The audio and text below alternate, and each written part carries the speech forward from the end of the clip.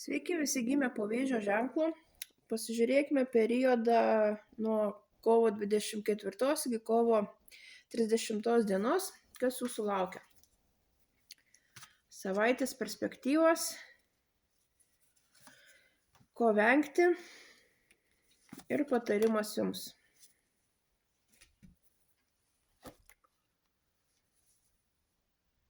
Panašu, kad vėžiai šią savaitę turės labai daug darbo ir daug veiklos. Panašu, kad situacija susiklostys taip, kad jums teks prisiimti gana nemažai atsakomybių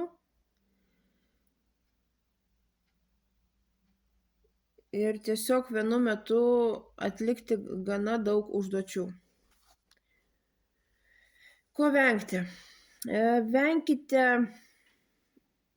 Venkite depresijos, venkite nusivylimo.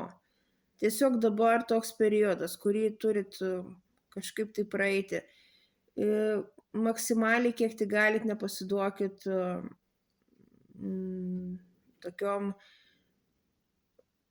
žlugdančiom ir tempiančiom žemyn mintim, emocijom. Ir patarimas jums.